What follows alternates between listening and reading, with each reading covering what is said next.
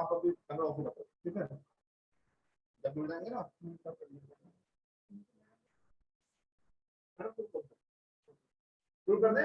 शुरू कर दें। नहीं क्या शुरू करें? अच्छा वो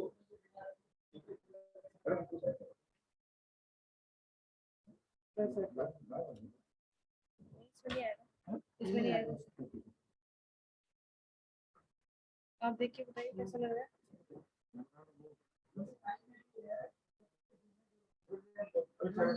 कैमरा वो कर दो, कैमरा वो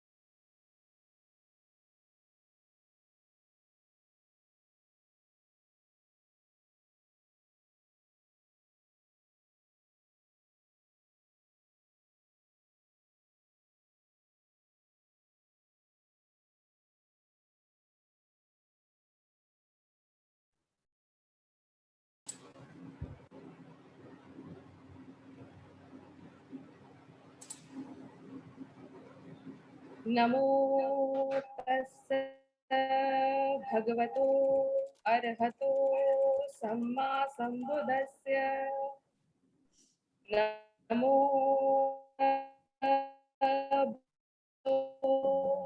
अरहतो सम्मा संबुद्धस्य नमो तस्स भगवतो अरहतो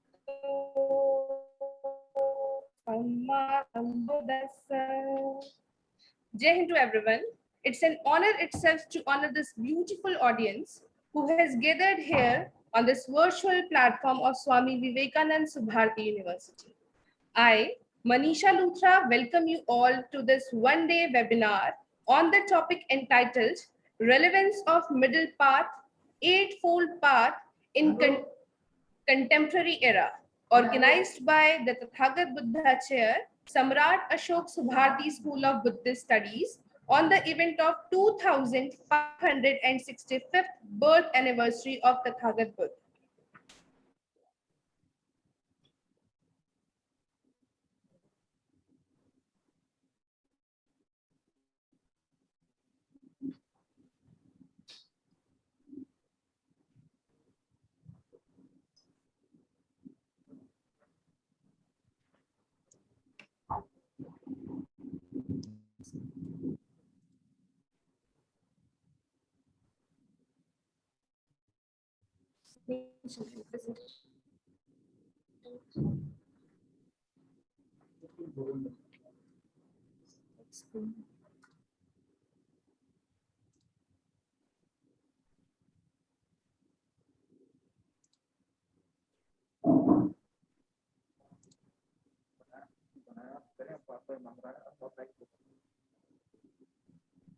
तो मुझे बना दो फिर से.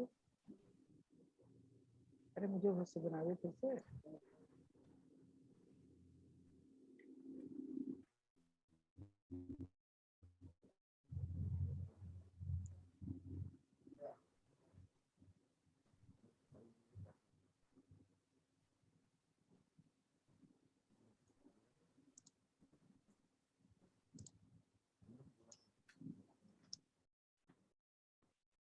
Before the launch of the event, let me first acknowledge the presence of our eminent guest, Dr. Hirohito Venerable, advisor of Samrat Ashok Subharti School of Buddhist Studies, and our guest speaker, Professor V.K. Singh, head of Tibetan and Buddhist Studies, Punjab University, Chandigarh.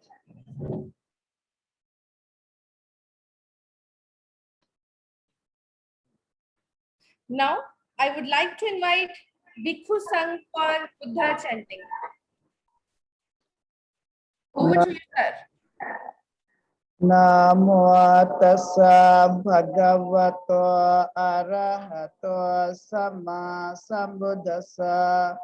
Namo tassa bhagavato arahato sama sambuddhassa. Namo tassa bhagavato arahato sama sambuddhassa. Iti piso bhagava arahang sama sambuddha vijja charana sampanno sugato loka vidu anuttara purisada masarati sattha deva manosan Buddha Bhagavati Savakhato Bhagavata Dhammo Sanditiko Akaliko Yahipasiko Wapanayiko Apachatang Veditab Viyuhiti Supatipanno Bhagavato Savaka Sangha Ujupatipanno Bhagavato Savaka Sangha Yaya Patipanno Bhagavato Savaka Sangha Samichi Patipanno Bhagavato Savaka Sangha Yadidang Chatari Purisa Yuga Ni Atha Purisa Pugalaya Sabhagavata Savaka Sangha Ahunai Pahunaya Dakinaya Anjali Karaniya Anutarang Puyang Keta Lokasati Bhavatu Sabbamangal Rakantu Sabbadevata Sabbabudhanubhave Nasada Soti Bhavantu Ta Bhavatu Sabbamangal Rakantu Sabbadevata Sabbadhammanubhave Nasada Soti Bhavantu Ta Bhavatu Sabbamangal Rakantu Sabbadevata Sabbadhammanubhave Nasada Soti Bhavantu Ta Bhavatu Sabbamangal Rakantu Sabbadevata Sabbasanghanubhave Nasada Soti Bhavantu Te Sadhu Sadhu Sadhu.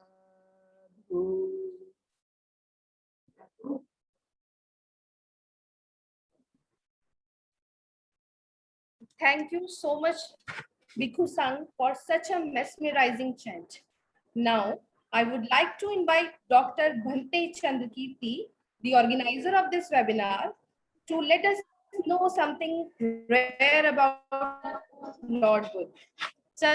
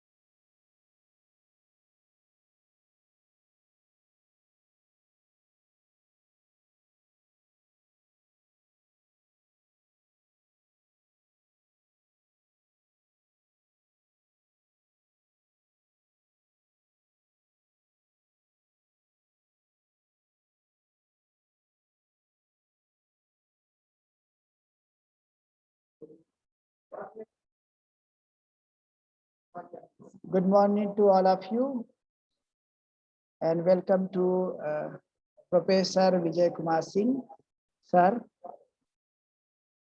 I am Bhante Dr. Chandrakirti, convener of Tathagat Buddha Chair, Samrat Ashok Subharti School of Buddhist Study, Swami Vivekanand Subharti University, Meerut. Tathagat Buddha Chair was established in 2019 under the specialized Salyara Chief Executive Officer Swami Vivekanand Subharti University. The chair is the serving as the center of learning and research, not only on the subject concerning Tathagat Buddha and his philosophy, but also on the issue concerning psychoeconomic, cultural, religious, life, peace, meditation, yoga, and stress.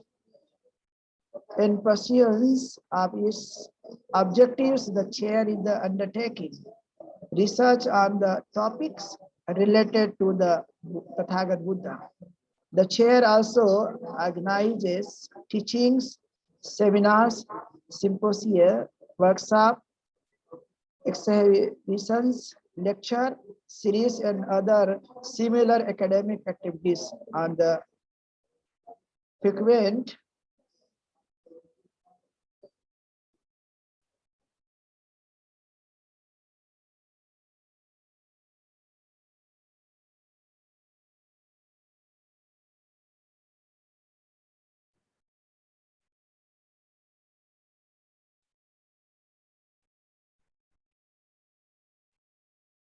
Before proceeding further, let's have a gist about Swami Vibharti University.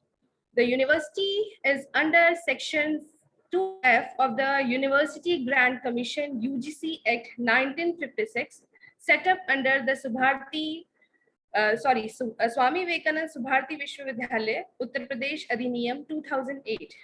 The university has been established under the aegis of Mahayana, Theravada, Vajrayana, Buddhist religious and charitable trust, Meerut, which has acquired a commendable record of service in the field of education, healthcare, and social service.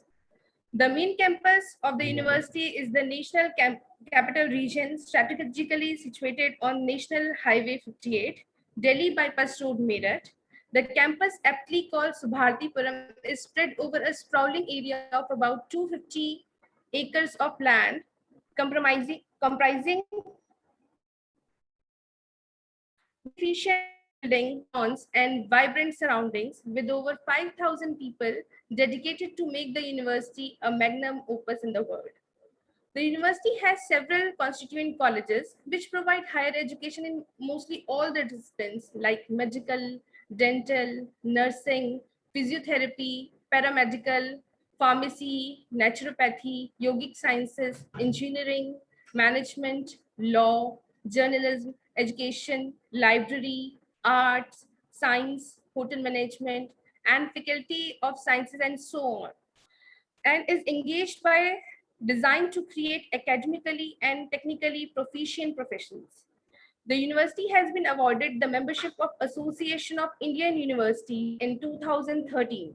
All India Conference of Intellectuals and School of Educators had conferred the university Outstanding University of the year 2013 and 14 for its contribution in field of education, science, healthcare, national integration, social empowerment, and preservation of cultural heritage. The university has also started a number of courses through distance education approved by the Distance Education Bureau of UGC, formerly by the Joint Committee of UGC, AICTE, and DEC. The university has been accorded grade A by NEC in 2016. As we have taken a general idea of the Thagat Buddha chair and about the university, here it is important to get to the objectives of the webinar. And the objectives are to provide a platform to share philosophical perspectives and thoughts on Buddhism, to understand the Buddha's vision of peaceful society through his teachings, to discuss the importance of Noble Eightfold Paths and its influence on the contemporary society, to give a picture of the principles working behind the path of deliverance discovered by the Buddha, to understand how sentient beings can implement these Noble Eightfold Paths in their lives. Now, may I invite our distinguished guest speaker of the day, Professor V.K. Singh, Head of Tibetan and Buddhist Studies, Punjab University, to address our esteemed participants of the webinar. He did his master's in Buddhist Studies with a special group Tibetan from Department of Buddhist Studies, University of Delhi. He did his PhD for a degree on the topic, a study of Gelen sect with comparison to Nyingma sect of Buddhism in Tibet, Faculty of Languages, Punjab University, Chandigarh. He has published 3 books and several papers in reputed national and international journals. Number of MPhil and PhD students are working under his guidance. He has been actively participating in several organizations in India. He is also a member of many academic bodies of Indian institutions like Advisory Committee, National Placement Cell, Punjab University, Chandigarh, and empaneled as India Chair or Buddhist Studies by ICCR. He also has been appointed as the paper coordinator in E-Pathshala HRD Ministry project, to name a few. Now, may I invite sir? Over to you, sir. Thank you. Am I visible and audible?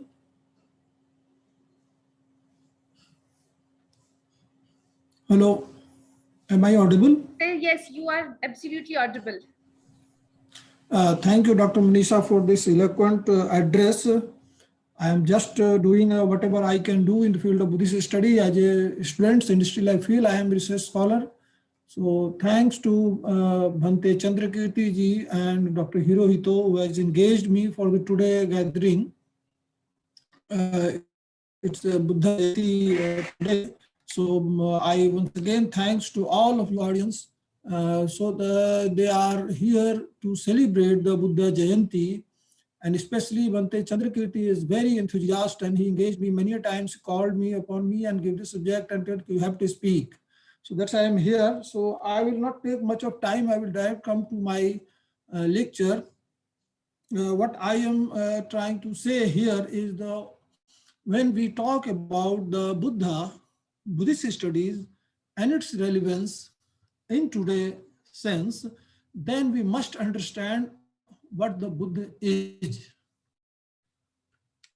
What is Buddhism is, what he has been giving us by saying his 45-year long sojourning, and of course by the Buddhist masters, millennium of the spreading of the Buddhist, the message of the Buddha throughout the so many countries through different facts and traditions. So I will highlight quite a few in this regard, so that the person who were already engaged in Buddhist studies make us understand well, and the person who are not directly related to Buddhism, they all get acquainted with this Buddha studies, and what is for Buddha Jayanti we are celebrating, on which occasion it is. So today is the date, today is the occasion. It has the triple-fold causes. It is the date of the birth, enlightenment, and Mahaparinirvana, passing away of Buddha. All three, they have the same date. More of that, it is a celebration of the freedom of religion. All of us, we are born with religion, but Buddha has given choice to choose the religion by taking all the burden of good or bad destiny from God's will and created, put all the burden on the human's shoulder. This is the biggest achievement of Buddhism. We are the maker of ourselves, that Buddha has did so. This is the creation of divinity in human. When we took all the responsibility from our suffering, for our misery, all our sorrow in our hand, and understand that it has its cause, and causes are in both ways centered around our own efforts. They are created by me. If one understands, then he or she will also understand that it can be removed by me only. Nobody is responsible, and that's why thanks to Buddha, we salute to Buddha and we remember Buddha this day to give this notion to the human. And this is the Buddha legacy to all humankind. They were understanding that we have just said. It is a paradigm shift in the religious, social, and cultural psyche of the Indian subcontinent in 6th century BCE. And since then, we are happily remembering our master in order to thank him for the path shown to us. And at the same time, recollect our effort today, both at individual and collective level, to be on this path for achieving the status of non-suffering, that is nirvana. So the occasion of the Buddha Jayanti is to remember and understand how Buddha was helpful to the mankind and how we can advance on this path shown by him. For this, we have to ponder upon the conditions in which the Buddhism evolved by the Buddha himself and by later on by the masters and other scholars throughout the millennia. So first, let me explain and understand the causes of the proliferation of Buddhism. The language, the style of the Buddha, it makes very easily prolific among the masses. And I have noted some points. There are so many paths available. And even in Buddhist pantheon, we found in Khuddaka Nikaya, Samaya Phala Sutta, there are 6 contemporary thinkers also. But how Buddha alone? It was the Buddha. who expanded his, and everybody, every kingdom, every king's, common man, business class, martial class, everybody was welcoming Buddha. These are the points. The Buddhism started with devoid of any class and caste. This is the first and foremost. There is no class and caste in Buddhism. And of course, in 6th century BC, this was the unstable period from the religious tolerance and torments about the view throughout the world in Iran, Iraq, and Empedocles, and in China, Singh. So many people were celebrating a new kind of religious tradition because the prevalent older one in India, in contrast, the Vedic Brahmanical world, that was slowly become, obsolete and irrelevant to address the new causes, the new sufferings, the new style of living, the new inventions, the new methodology of the livings. Then again, the third point is, it is the starting of the religious reform movement. It was to remove practice religious traditions. And biggest of that, the Buddha got all patronage from the then available elite class, royal class, reality, and all the kings. He himself was a prince, in Shakya prince. Buddha has got patronage from the business class also, every sector. This was mutual cooperation. Through business journeys, the Buddhism spread, and through Buddhism, businesses spread. So they were mutual understanding also. And one of the biggest, as in my opinion, is the language the Buddha used, Pali. That is lingua franca of that area he used. It was very easy because previously the religious tradition was available, the language was very difficult to understand. It was for the Brahmanical class only. But the language adopted in Buddhism was available to understand, to check, and it was very easy. It was lingua franca. And the seventh point I want to mention, and that is very, very unique and very original, from the first kind, I think, in the entire globe. That is, Buddha has no special place. Buddha kept no special rule for himself in all his Vinaya Pitaka. This is unique. All the Vinaya rules which was laid upon the monks and nuns, it was on the Buddha, of course. Buddha also followed the Vinaya rules. So this was unique, because other religious traditions have a special provision for their propagator. But Buddha said, no, I'm a simple monk. Every Vinaya is also bundled on me. The eighth point I want to recall that Buddha started, nahi jaccha vasalo hoti, na jaccha hoti kammuno, kammuno hi vasalo hoti, kammuno hoti brahmano. So Buddha said, with the birth, nobody is bigger or noble, or nobody is of low birth. It is the karma, action, that makes a person noble, or Brahman, or vasal, means low birth. So again, the last point I mentioned here, last important. There are so many points, but if I found point, I will find another one also. But the last, very important point is Buddha avoided the metaphoric and epistemological explanation of his religious tradition, because of he was stressed upon the removal of suffering of the mankind, and not just for the classical debate, which was the tradition in India at that time. There are so many other minor points also, such as there is no special class, or there is no special kind of persons in Buddhism who are better than others. No, everybody is common, everybody is equal. Every rule, every vinaya, every niyam, 253 or 318 for the, it is bonding to everybody, nothing special. And it is available to all.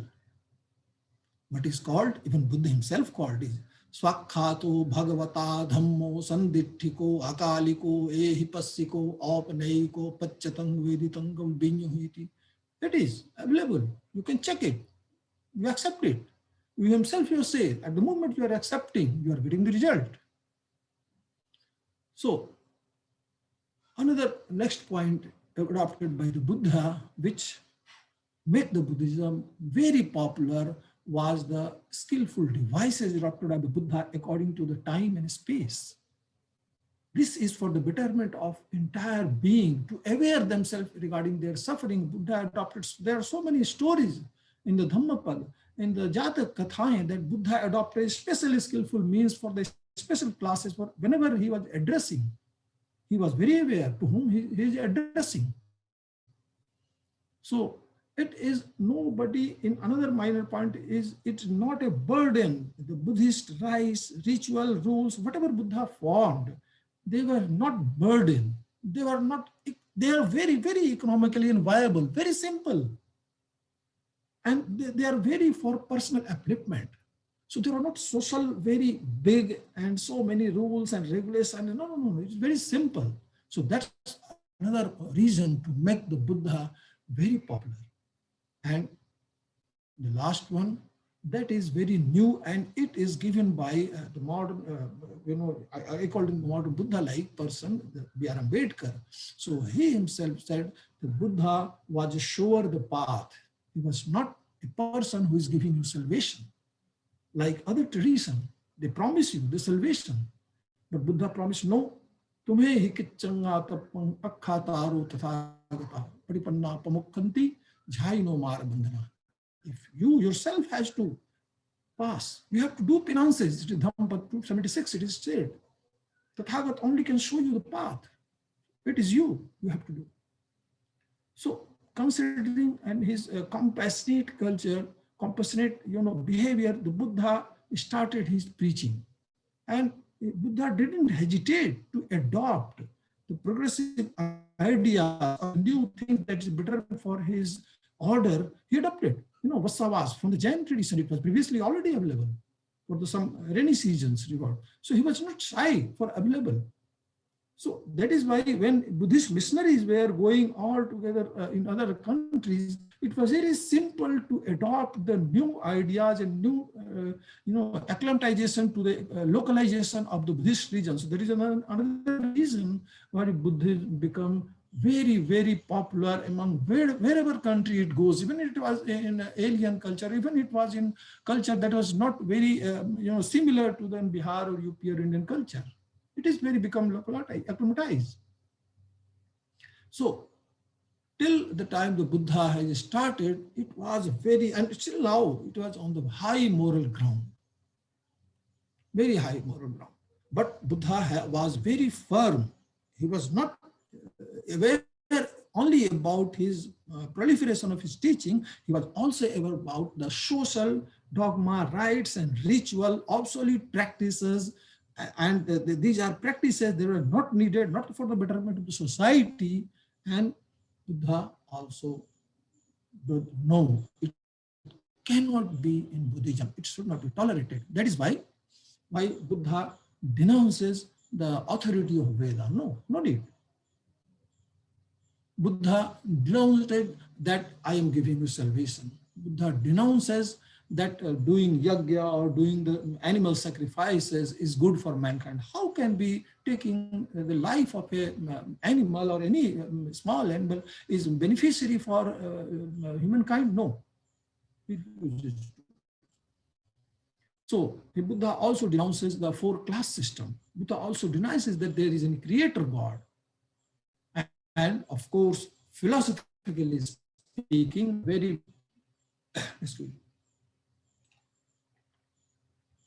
very big paradigm shift from the Vedic thought that there is no eternalism, there is no Atma, soul, which is eternal and which is devoid of any kind of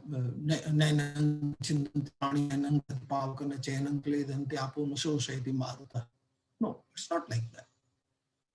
If Buddha had led, then he have to denounce the karma and action theory. Can't do that. The base of the Buddhism, Buddha denounced the eternal Atma. And of course, in just roaming around the 84 lakh yogis, he established the theory of action and result. And that is bounding. There are 5 binding theories in Buddhism. That is causal relationship, cause and effect is binding in Buddhism. Nobody, what he is, Bruce trees it, that's the base of Buddhism. Everybody will accept the theory of action and corresponding result. Avidya, Pachya, Samkhara, Sankhara, Pachya, Vijnana, and so on. And there is no, the second base point is that in Buddhism, philosophically, is there is no person who is responsible for all our fate. No, we ourselves. The third one is a result, of course, unbinding, immovable. And the fourth one is in place of moksha, salvation or emancipation, he gives the theory of nirvana or enlightenment. You yourself, by your effort, can do this. And the fifth, the last one, is that Buddha has said that it is your mind who is the forerunner in all your action, thought, everything. In Dhammapada, verse number 1, Manopabangama Dhamma Manosittha Manomaya Manasache Paduttena Bhasati Va Karoti Va Tato Na Dukkham Manvati Chakkavang Mahatupadam. And the same, Manasache Pasannena Bhasati Va Karoti Va Tato Na Sukham Manvati Chaya Va Anapayani. The both way, your mind, it is forerunner. So, there is some points I have gathered regarding Buddhism, that how we can understood these are the good reason for being Buddhism a Sadharma or good dharma. There are so many ways. In India, India is land of the plurality of the religion is there. Like in every new style of religious tradition is going on and practices. But according to Ambedkar, I gathered some from the book, the Ambedkar Buddha and his Dhamma, that if this religion, you can say a true religion, Sadharma, that it removes the defilements of your conscience, defilements of your mind and body, then it will be religion. Of course, Buddha is number 1 on this. Number 2 is it makes you pious and makes you to follow good conduct. That is the second point. Third point is it is the religion. You can recognize it when it elevates your wisdom. Of course, it makes you understand. You become wiser regarding your action, regarding your own destiny. The fourth one is, we can say the Sadharma, one who encourages the friendliness, metta bhavana, biggest boon to the Buddhism in modern days, in today's days. Everybody is talking about oneself and not talking about others, but Buddhism talks about other, metta bhavana. And the fifth is, dharma is Sadharma when it's break all the social boundaries. Then it is dharma. And the last one, the sixth one, and that is the, I think, one of the best according to me, is that religion should not limit itself to the accumulation of knowledge or accumulation of the books, reading of the books. It must make you understand, elevates you. It should not limit it to books only. So it must promote a person on the basis of his or her qualities, not on the basis of from where it belongs. So that is the reason how Buddha started his religion and become proliferated by leaps and bounds, and till date is going. So there are so many others also, but they were not doing sick. Buddha didn't deny the existence of, or the existence, he didn't give us a imaginary world of Sarga or where here itself. You make your destiny. You are the boss of yourself. Everybody there is, happiness. If you want to elevate yourself and you want to move. So Buddha established a new tradition in this. He didn't say, just follow me. No. You follow these rules, this eightfold path. Don't follow me. You follow the eightfold path for the truth. This will take you to nirvana. So his primary goal was to remove suffering instead of establishing rule and regulation. Of course, it is needed, and they did it. So whenever I will talk about some stress on Mahayana also, when in first, second century after AD, then Mahayana tradition was established. They make their path, the Buddhist path, a broader one. It is, of course, it is that we will become free by our own effort to make it changapam. But of course, we can do something for others also, like Buddha did for entire world. So Mahayana started with like in Shanti Dev said in Bodhicharya Avatar, Akasasya sthitir yavad yavatcha jagatah sthiti pavan mam sthitir bhuyar jagat dukkhani nikhrata. I will continue in this very world, even if I am capable to being attained the nirvana. I will not attain till the last person of this world is there. This was the promise of Buddha, according to Santidev, and every man promise. So that was Buddhism special one. In the lifetime of Buddha also, once there was a story when King Ajatasattu was started that I should attack on the Vajji Sangha. So he consulted Buddha. And that time Buddha on his way to Kushinara. So of course Anand was like all the time he was with the Buddha.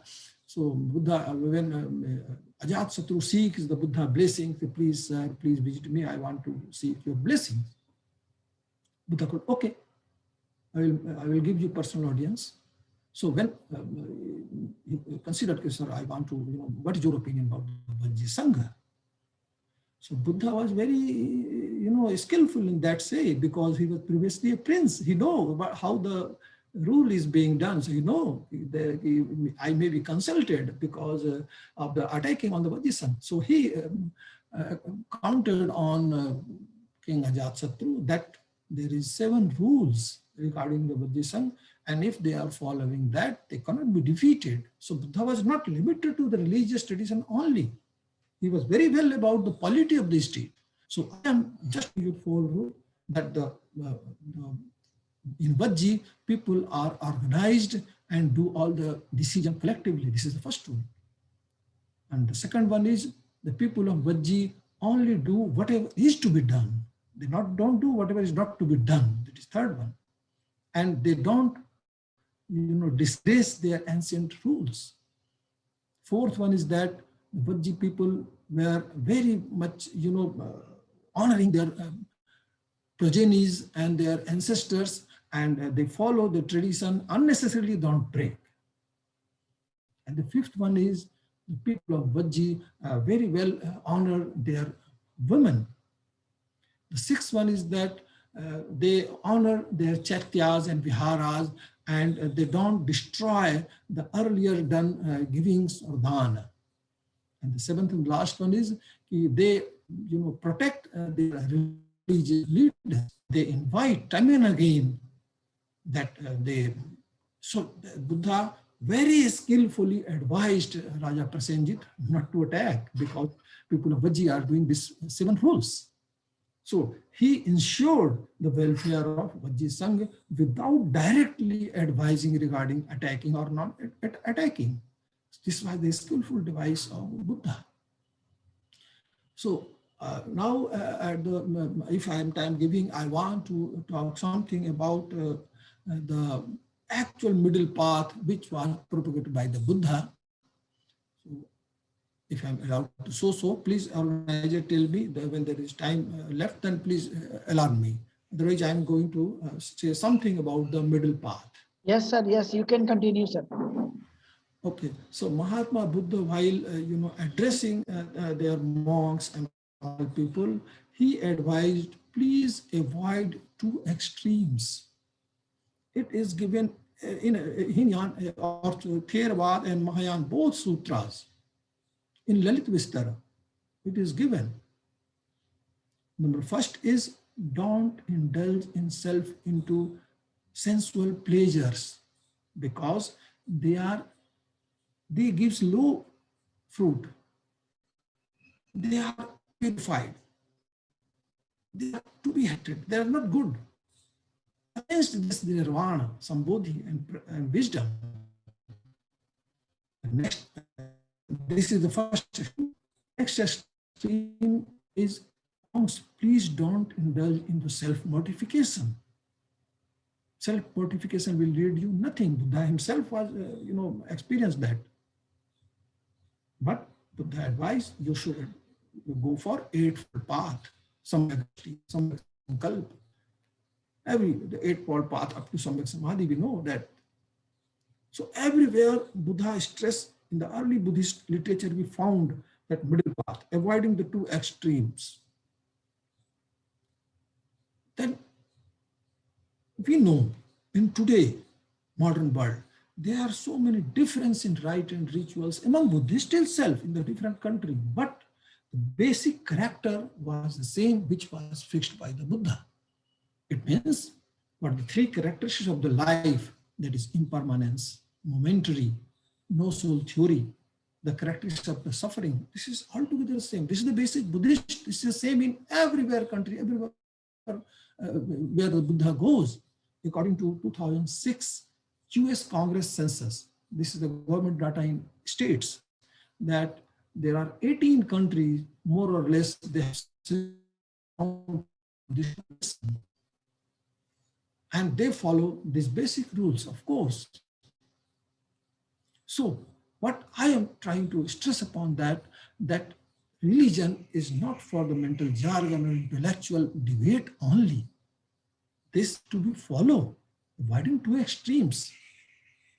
And it should be one country, time, is caste, because the path of Buddha is for entire humanity who is in the suffering, and it is for the removal of suffering. That is the special counting of the Buddhist teaching. It is unbroken till date. It will. Thank you.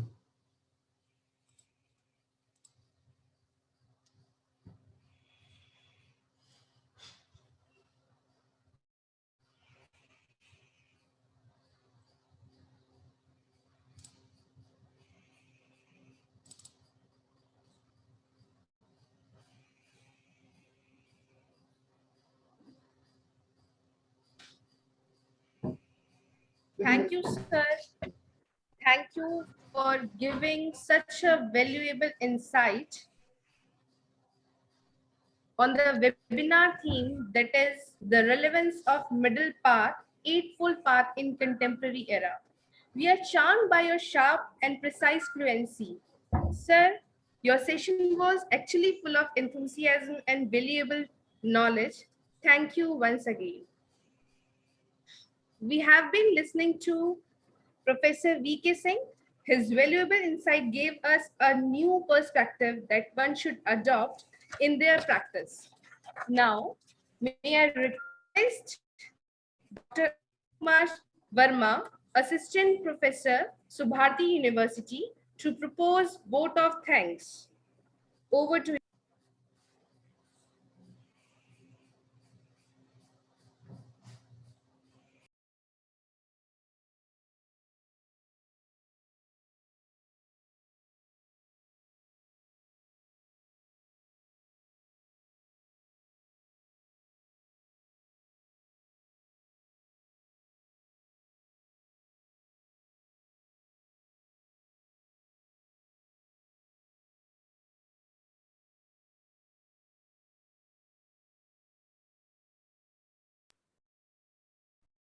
Thank you very much, Dr. Manisha, for giving me this opportunity to propose a vote of thanks. It is an honor to have been asked to offer a vote of thanks for this wonderful webinar held on the occasion of Vesak Purnima in our university. On the behalf of Tathagat Buddha Chair, I am very heartily grateful to our eminent speaker, Professor V.K. Singh, for sharing his graceful view with us, the relevance of Novel Eightfold Path. He had explained the concept of Novel Eightfold Path and its need in the contemporary society in an effective manner. Thank you so much, sir, for your valuable words. Now, I would like to thank you, Dr. Hirohito, advisor of this Samrat Ashok Subharati School of Buddhist Studies, Swami Vivekananda Subharati University, Meerut, for his valuable time to us. There are people without whom this webinar would not have accomplished successfully, like Dr. Bhante Chandrakirti for organizing this webinar. Thank you so much, sir, for suggesting such a wonderful topic in accordance with the occasion. Now, I would like to thank you, Dr. Harish Kumar, Associate Professor, handling all the technical works. Now, I also extend thanks to all the participants sparing their valuable time with us. Now it's time to hand over the webinars. Dr. Mani last point. Jai Hind. Thank you.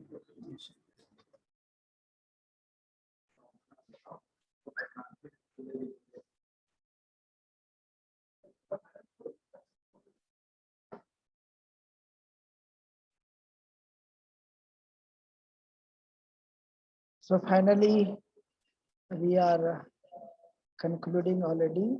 So just I blessing to the all, and thank you very much to sir, your valuable time and give your best knowledge to our participants.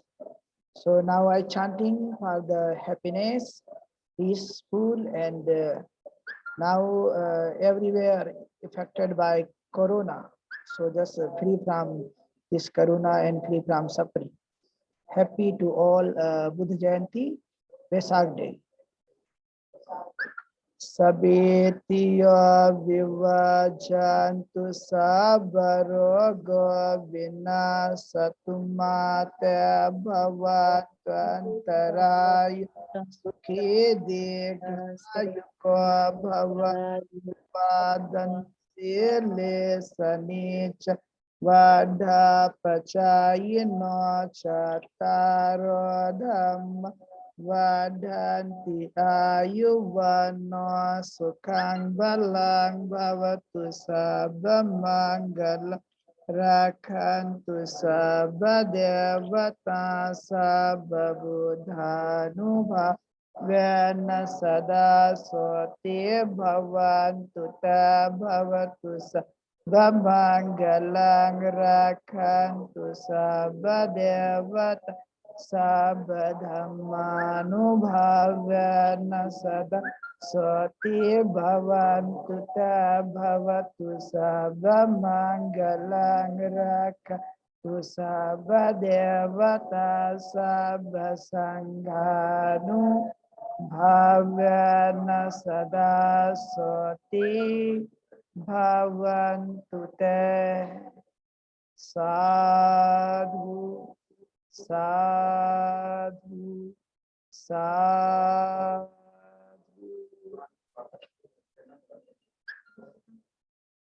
Thank you very much to all. Thank you, sir. Thank you. It was pleasant.